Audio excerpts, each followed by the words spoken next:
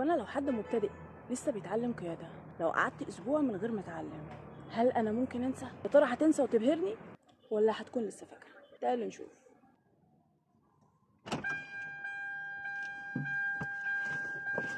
الكلاينت بيركب، اول حاجه بيعملها ان هو بيقعد يظبط كرسي. هي بتقرب او تبعد على حسب المستوى بتاعها، بس هي ما بتكونش قريبه جدا زي ما انتم شايفين كده. لازم تكون بعيده شويه. رجلي ما تبقاش دايسه قوي على زي ما انتم قريبه شايفين قوي من البنزينه والفرامل. طب احنا بندوس ازاي؟ برجلنا كلها كده؟ لا كده. ورينا كده. ايوه كده. دي الفرامل صح؟ فين البنزين؟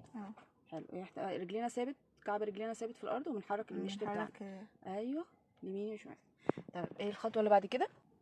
3 تكات. تمام. التكات موجوده. تمام. وبعد كده هنزل الهاند بريك، وبعد كده الغيار بتاعنا. طبعا انا ببقى ستاند باي على الفرامل دايسه.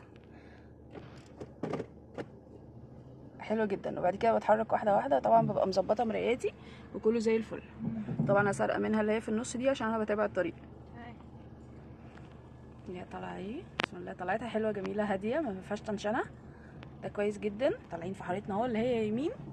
بقسم الشارع نصين وباخد اليمين بتاعي. هي مزوده البنزين، يعني هي بتطلع. المره اللي فاتت ما كناش بندوس بنزين اصلا.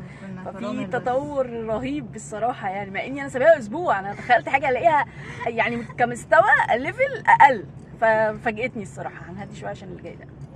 وهنقف. ايوه كده. ممكن نخش طالما هو واقف، اخش عليه واحده واحده كده نشوف ايه يعني. بس اقرب. رد فعله هو اللي بيخليني يعني اقف، اتحرك، اتعامل. فروحي عليه واحده واحده كده، وخليكي في اليمين. خلينا في اليمين. اديله كلاكس كده سنه سنه، وقفي كده عشان لو هو مش هيطلع اعرف اتحرك. بصي هو اخد القرار ان هو يتحرك عشان انتي واقفه في اليمين صح. عارفه بقى لو اتبرجلتي ورحتي شمال هتتزنقي ومش هتعرفي تدخلي اساسا. بس هو واقف غلط. لو فهمتيه ان انتي صح غصب عنه هيطلع. الملف اللي جاي ده شمال. المفروض انا هدخل منين؟ على واسع على ضيق؟ على الواسع. حلو. ورينا بقى على اهو من الاخر خالص اهو كسرت عشان لما تدخل تبقى على اليمين. دخلت ظبطت حالها تمام. هتخش بالبنزين بتاعها بقى.